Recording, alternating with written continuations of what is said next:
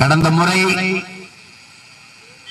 நாங்கள் சட்டமன்ற தேர்தலில் நிற்கிற போது கன்னியாகுமரியிலிருந்து ஒரு தாய் எனக்கு அழைத்து பேசினார். யாரு, சீமானா? ஆமா அம்மா, உனக்கு தான் ஓட்டு போடலாம்னு போனேன். அப்புறம் ஒரு ஓட்டை உனக்கு போட்டு வீணாக்க கூடாதுன்ட்டு நான் வேற ஆளுக்கு போட்டேன். நாங்க 50 வருஷமா இவர்களுக்கு ஓட்டை போட்டு நாட்டை வீணாக்கி விட்டுட்டு எனக்கு போடுற ஒரு ஓட்டை பற்றி அந்த தாய் வருத்தப்பட்டது எனக்கு சிரிப்பா இருந்தது. மாறி மாறி இவர்களுக்கு ஆட்சி அதிகாரங்களை கொடுத்து கொண்டிருக்கிறீர்கள். எந்த அடிப்படை மாற்றமும் நிகழல, ஒரு துளி முன்னேற்றம் இல்ல, எந்த துயரங்களும் எந்த சிரமங்களும் தீர்க்கப்படும். அதே பிரச்சனை மேலும் மேலும் கூடிக்கொண்டுதான் போகுது. அறிவார்ந்த தம்பி தங்கைகளிடத்தில் எழுப்புகிறேன், நம் நாட்டிற்கென்று வருவாய் பெருக்கத்திற்கென்று ஏதாவது ஒரு பொது சொத்து இருக்கிறதா? எல்லா மக்களிடத்திலிருந்து எடுக்கிற வரிதான், வரி வருவாய் தான். எல்லாவற்றுக்கும் வரி, நேரடி வரி, மறைமுக வரி. பொது வருவாய்க்கென்று ஒன்றுமே நம் அரசிடத்தில் கிடையாது, நாட்டு மக்களிடத்தில் கிடையாது. பள்ளிக்கூடமா அது அரசு நடத்தணும். கல்வி மானுட உரிமை கொடுக்க வேண்டியது அரசின் கடமை. ஆனால் அரசு செய்வதில்லை. தனியார் முதலாளிகள் தான் பள்ளிக்கூடம் நடத்துவார்கள். கல்லூரி அரசு மருத்துவர்கள் தான், கல்லூரி தனியார் முதலாளிகள் தான். அரசு மருத்துவமனையை அரசு நடத்தாது. அரசு நடத்தினாலும் அதில் போய் அவர்கள் படுத்து மருத்துவம் செய்ய மாட்டார்கள். அரசு பள்ளி கல்லூரிகளில் அமைச்சர் பெருமக்கள், அதிகாரிகள், சட்டமன்ற மாமன்ற உறுப்பினர்கள், நாடாளுமன்ற உறுப்பினர்களின் பிள்ளைகள் யாராவது அரசு பள்ளிகளில் படிப்பதை நீங்கள் பார்த்திருக்கிறீர்களா? இல்லை. அரசு பள்ளி கல்லூரியில் வேலை செய்கிற பேராசிரியர் பெருமக்களினுடைய பிள்ளைகளாவது, ஆசிரியர் பெருமக்களின் பிள்ளைகளாவது படிக்கிறார்கள். காரணம் தரம் இல்லை. எது ஒன்றையும் தனியார் நடத்துவதுதான் தரமாக இருக்கும் என்று நாட்டையும் மக்களையும் நம்ப வைத்திருப்பது எவ்வளவு பெரிய கொடுமை என்று பாருங்கள். குறைஞ்சது 90,000 கோடிகள் செலவு பண்ணுவார்கள் இந்த தேர்தலுக்கு. 1 லட்சம் கோடி, 1 லட்சம் கோடி செலவு பண்ணி இந்த தேர்தலை நடத்த வேண்டிய தேவை என்ன இருக்கிறது? அதானி அம்பானி தான் எல்லாவற்றையும் சரியாக தருவார்கள். அவர்தான் நன்றாக எரிபொருள் விற்பார், அவர்தான் மின்சாரத்தை உற்பத்தி செய்து தருவார், அவர்தான் நன்றாக துறைமுகம் கட்டுவார், அவர்தான் நன்றாக ஏர்போர்ட் விண்ணூர்தி நிலையம் கட்டுவார் என்றால் அப்ப அரசின் வேலை என்ன என்ற கேள்வி ஒவ்வொரு இந்த நாட்டின் குடிமகனுக்கும் எழ வேண்டுமா வேண்டாம்? அரசின் வேலைதான் என்ன? போக்குவரத்து அது தனியார் தான் நடத்துவார், விண்ணூர்தி அது தனியார் தான் நடத்துவார். நீங்களே கவனியுங்கள், தமிழ்நாட்டில் பரந்தூரில் 5000 ஏக்கரில் ஏர்போர்ட் கட்டுவதாக, விண்ணூர்தி நிலையம் கட்டுவதாக விளைநிலங்களை பறிக்கிறார். ஆனால் பறப்பதற்கு சொந்தமாக ஒரு விமானம் கூட இல்லாத ஒரு நாடு உலகத்திலே நம்முடைய இந்த நாடுதான். ஒரு பிளைட் கூட கிடையாது, ஒரு பிளைட் கிடையாது. நீங்க ரஷ்யாவுக்கும் உக்ரைனுக்கும் சண்டை, போர், அந்த போரிலே சிக்கிக் கொண்டார்கள் நம்முடைய பிள்ளைகள், படிக்க சென்றவர்கள், வேலைக்கு சென்றவர்கள் பல்லாயிரக்கணக்கில். அவர்களை திருப்பி பாதுகாப்பாக பத்திரமாக நம் நாட்டுக்கு கூட்டிட்டு வருவதற்கு வாகனம் இல்லை, பறந்து செல்ல விண்ணூர்தி இல்லை. எவ்வளவு பெரிய கொடுமை பாருங்க. பேரிடர் காலங்களில், கொரோனா நோய் தொற்று காலத்தில் ஒரு மாநிலத்தை விட்டு இன்னொரு மாநிலத்திற்கு, ஒரு இடத்தை விட்டு இன்னொரு இடத்திற்கு பத்திரமாக இடம்பெயர்ந்து வர போக்குவரத்து கட்டமைப்பு இல்லை. கால்நடையாக 600 கிலோமீட்டர் 500 கிலோமீட்டர் நடந்து வந்ததை மக்கள் நீங்கள் பார்த்தீர்கள். வழியிலேயே பிரசவமாயி அந்த ரத்தத்தோடு தாய்மார்கள் நடந்து வந்ததை பார்த்தீர்கள். வழியிலே பயணத்தில் இறந்து போனவர் உடலை தூக்கி சுமந்து வந்ததை பார்த்தீர்கள். அவ்வளவு ஒரு கொடுமையான கட்டமைப்பு இந்த நாட்டில். எது அரசு கிட்ட இருக்கு? கடைசியா LIC இருந்தது, அதுலயே 60 விழுக்காடு பங்கை வித்தாச்சு, எல்லாவற்றையும் கொடுத்தாச்சு. தொடர் வண்டி இருந்தது, அதுவும் இல்லை.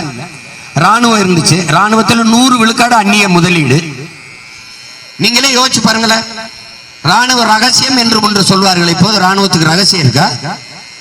ரபேல் விமானம் பிரான்ஸ்ல வாங்கினது, பீரங்கி இஸ்ரேல்ல வாங்குறது, துப்பாக்கி ரஷ்யால வாங்குறது, எல்லா நாடுகளிலும் ஆயுதத்தை வாங்கி எந்த நாட்டோடு சண்டை போட்டு என் நாட்டு மக்களை காப்பாற்ற போகிறது?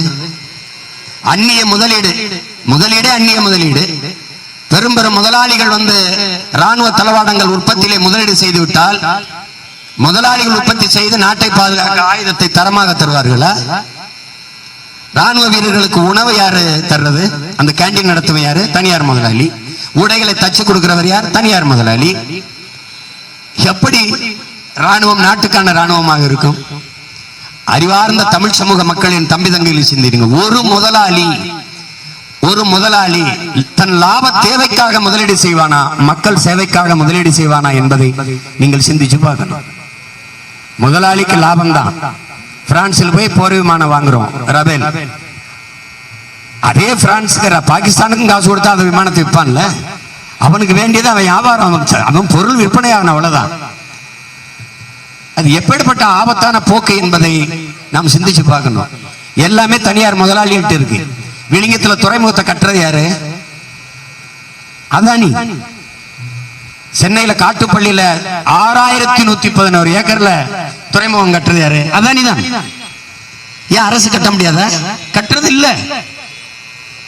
இது முதலாளிகளுக்கான நாடாக அதிகாரமாக கட்டமைக்கப்படுது. அடித்தட்டு மக்களுக்கான அதிகாரம் இல்ல. அந்த அதிகாரம் தான் உண்மையான மக்களாட்சி. அதான் தூய ஜனநாயகம். இங்கே நிலவிக் கொண்டிருக்கிறது கேடுகட்ட பணநாயகம். இதை ஒழித்து அழித்து மாண்புமிக்க ஜனநாயகத்தை மலரச் செய்ய இருக்கிற இறுதி வாய்ப்பு தான் இந்த தேர்தல். இந்தியாவை யார் ஆள்வது? இந்தியாவை யார் ஆள்வது? இதுவரை நீங்கள் யோசிச்சு பாருங்க. ஐயா மோடி 3வது முறையாக நாட்டின் பிரதம வேட்பாளர் முதன்மை அமைச்சருக்கு போட்டியிடுகிறார். அப்ப 3 முறை ஒரு குஜராத்தி, ஒரு குஜராத் மாநிலத்தை சேர்ந்தவர் 2 முறை ஆண்டு விட்டார். ஆனால் இத்தனை ஆண்டுகளாகி விடுதலை பெற்ற இந்தியாவில் ஒரு முறையாவது ஒரு தமிழன் பிரதமராகி முதன்மை அமைச்சராகி பார்த்தது உண்டா?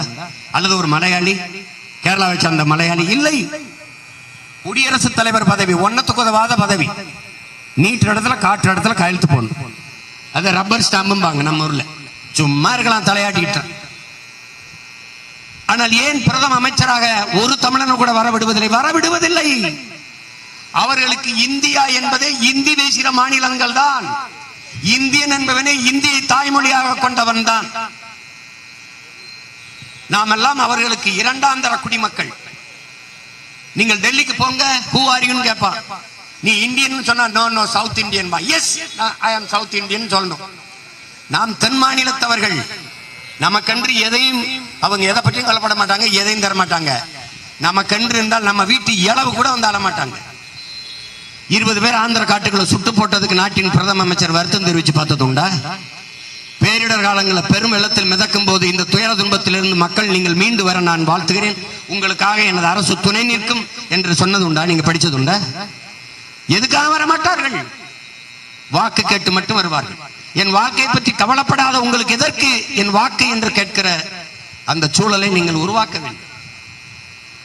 இவர்கள் நம்ம எதற்காக வைத்திருக்கிறார்கள்? இந்த நிலத்தில் நம் வரிக்காக, நம் நிலத்தில் இருக்கிற வளத்திற்காக, அதை சுரண்டுவதற்காக. வளத்தை எல்லாம் சுரண்டி முடித்து விட்டால் நாடு சுடுகாடாகிவிடும். அதற்கப்புறம் கண்டுகொள்ள மாட்டார்கள். நீங்கள் வேணா பாருங்க, ஒரு குஜராத்தை சேர்ந்த ஒரு மீனவன் பாகிஸ்தான் ராணுவத்தால் சுடப்பட்டான். எல்லையில் ராணுவ குவிப்பு, போர் உருவாகும் என்கிற சூழலை உருவாக்குறாங்க. 850 மீனவருக்கு குறையாம சுடப்பட்டிருக்கான். இவர்கள் சொல்லும் போதே என் உடன் பிறந்தார்களே, தமிழ் மீனவன் கொல்லப்பட்டான், தமிழ் மீனவன் கைது செய்யப்பட்டான் தான். நாடும் ஏடும் ஒரு இடத்தில் கூட இந்திய மீனவன் இந்திய குடிமகன் என்று சொன்னது கிடையாது.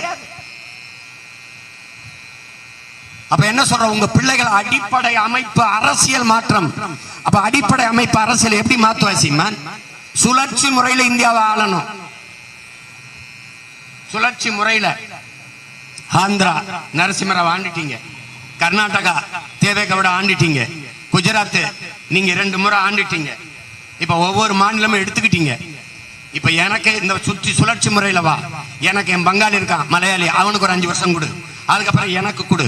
அப்படி ஒவ்வொரு மாநிலத்தை சார்ந்த மகனும் ஒவ்வொரு தேசியத்தின் மகனும் மகளும் இந்த துணைக்கண்டத்தை ஆள முடியும் என்கிற நிலையை உருவாக்குவதுதான் உண்மையான ஜனநாயகம், உண்மையான தேசப்பற்று, உண்மையான இறையாண்மை, உண்மையிலேயான தேசிய ஒருமைப்பாடு. அது இல்லாம அவனே ஆளுவான். நான் ஓட்ட போட்டு சும்மா நிக்கணும், ஒவ்வொன்றுக்கும் போய் கை கட்டி நிக்கணும். மின் உற்பத்தி உரிமை உன்ட்ட இருக்கா? உன்கிட்ட இருக்கா? உதயம் இந்த இடத்துல எடுத்துட்டு போயிட்ட. நீ முழக்கம் வச்ச ஜெய் ஜவான் ஜெய் கிசான், விவசாயி வீதியில் நின்றுகிட்டு இருக்கான். எந்த ராணுவ வீரன் நிம்மதியா இருக்கான்? எந்த ராணுவ வீரனும் உண்மை இல்ல, நல்லா இல்ல. எந்த விவசாயியும் நாட்டில் வாழல. விவசாயத்தை கைவிட்ட எந்த நாடு பிச்சை எடுக்காம இருந்திருக்கு? நீங்க இலங்கையில பாத்தீங்க, ஒரு ஆப்பிள் 1000 ரூபாய்னு வீதிக்கு வந்துட்டான். உங்களால நம்ப முடியுதா பாருங்க. அந்த நாட்டின் அதிபர் ராஜபக்சே வீட்டை மக்கள் முற்றுகையிடுகிற போது 5 விலை உயர்ந்த கார்கள் நிறுத்தி வைக்கப்பட்டிருக்கு. அவன் இந்த காரை எடுத்துக்கிட்டு ஓடலை உடன் பிறந்தார்களே, காரை தீ வச்சு கொளுத்துனான். அங்க போனவன் அந்த காரை எடுத்துட்டு போயிருக்கலாம்ல. அவனுக்கு வேண்டியது கார் அல்ல, சோறும் நீரும். அது இல்லாத நாட்டில் புரட்சி வராம இருக்காது.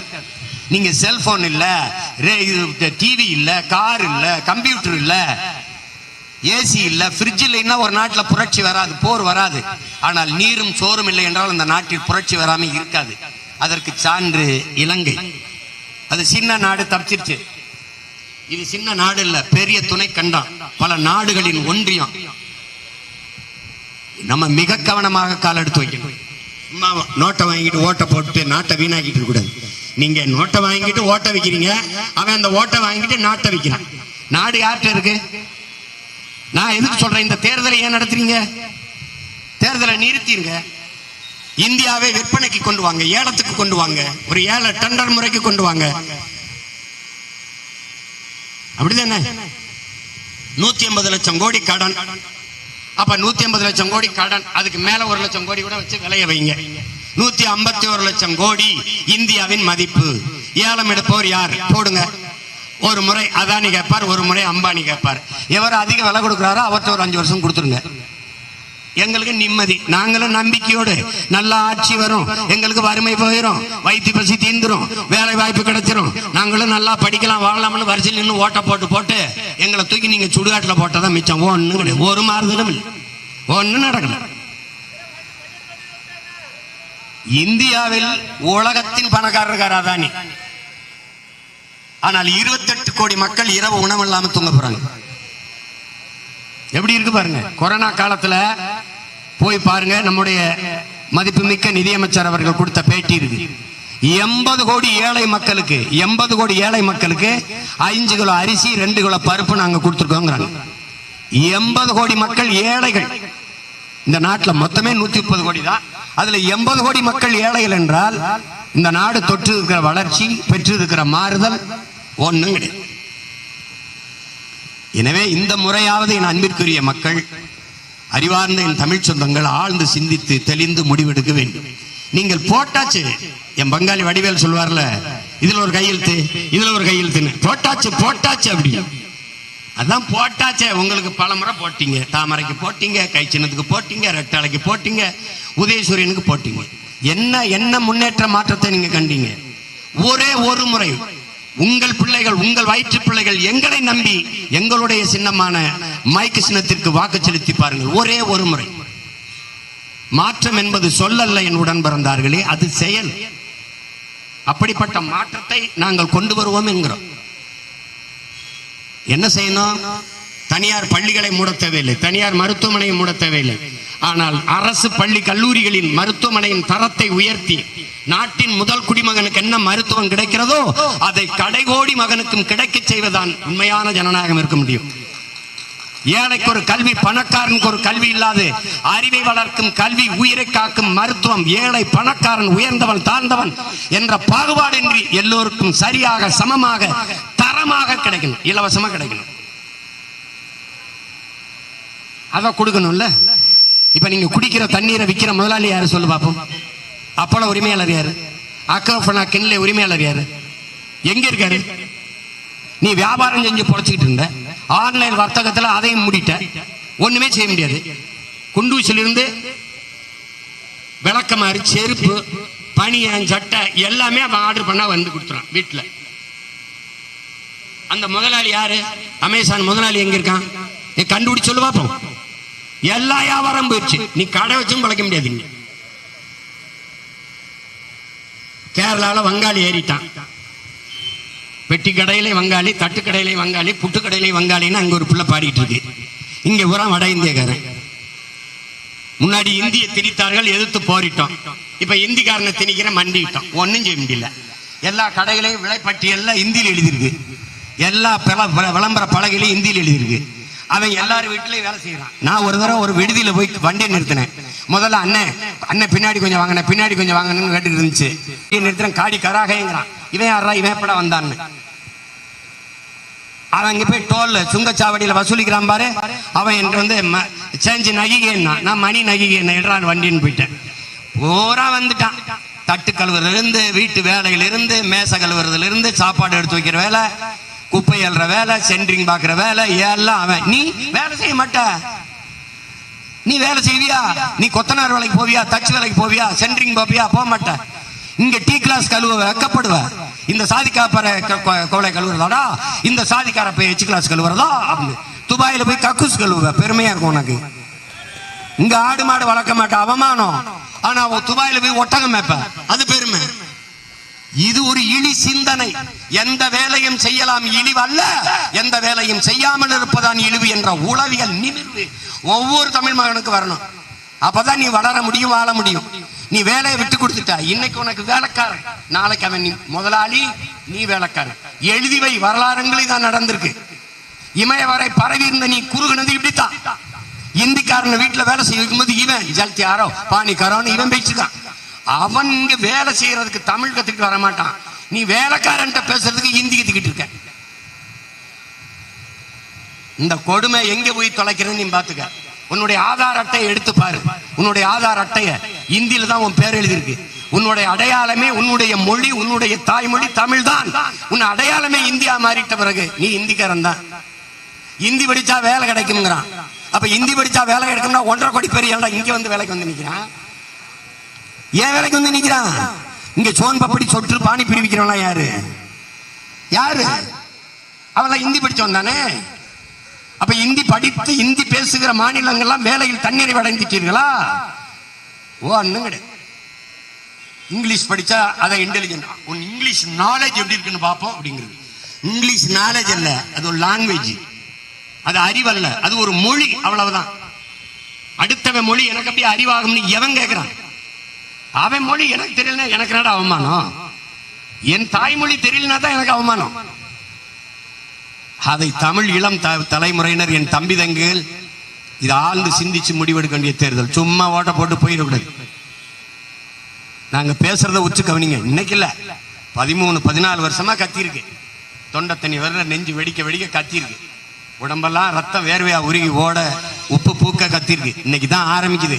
இன்னும் 40 தொகுதி சுத்தி வீட்டுக்கு போகும்போது கருத்து மழை பெஞ்ச பனைமரம் மாதிரி ஆகி தோலெல்லாம் சட்டையா உறிஞ்சு வெந்து வீட்டுக்கு போய் சேருவோம். இவ்வளவு கத்தி ஒன்னும் இல்ல.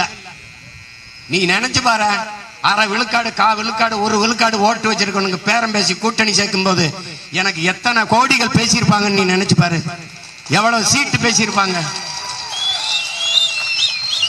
எப்படி? அதுக்கெல்லாம் சரணடைகிறவனா நான் தெருக்கோடியில் கூட நின்னுக்கிறேன். உன் கோடி எனக்கு வேணாம் போன்ட்டேன். அதனால என் மக்களை நம்பி நிக்கிறோம். எங்களை ஏமாத்தி, எங்களை கைவிட்டு அந்த நம்பிக்கைக்கு துரோகம் செய்து விடாதீர்கள். என் உயிருக்கு மேலாக நாங்கள் நேசிக்கிற என் உடன் பிறந்தார்களே, பேரன்புமிக்க எங்க பெற்றோர்களே, உங்கள் மதிப்புமிக்க வாக்கை உங்கள் வயிற்று பிள்ளைகள் எங்களுக்கு தந்து எங்களை வலிமைப்படுத்தி வெற்றி பெற செய்யுங்கள். நாடு மக்களும் நல்லா இருக்க வேண்டும் என்றால் நாம் தமிழர் கட்சி இங்கே வென்ற அதிகாரத்தில் இருக்க வேண்டும். அதற்கு இந்த கன்னியாகுமரி நாடாளுமன்ற தொகுதியிலே போட்டியிடுகிற அன்பு தங்கை சிறந்த கல்வியாளர், ஆளுமை மிக்கவர். இந்திய நாடாளுமன்றத்திற்குள் சென்றால் வங்கத்து சிங்கப்பெண் மகுவா மைத்திரி போல என் தங்கை கட்சிப்பால் முழங்குவாள் என்பதை நான் என் தலைவன் மேல் ஆணையிட்டு சொல்கிறேன். என் அருமை தமிழ் சொந்தங்களே, என் அன்பு தங்கை மரிய ஜெனிஃபர் அவர்களுக்கு நீங்கள் இந்த மைக் ஒளிவாங்கி சின்னத்திலே நீங்கள் வாக்கு செலுத்தி வெல்ல வைக்க வேண்டும் என்று வேண்டுகிறேன். புரட்சி எப்போதும் வெல்லும். நாளை நமது வெற்றி அதை சொல்லும். எங்களின் இலக்கு ஒன்றுதான், இனத்தின் விடுதலை. இனம் ஒன்றாவோம், இலக்கை வென்றாவோம். தமிழ்தாய் வாழ்க, தலைவர் பிரபாகரன் வாழ்க. நாம் தமிழர்.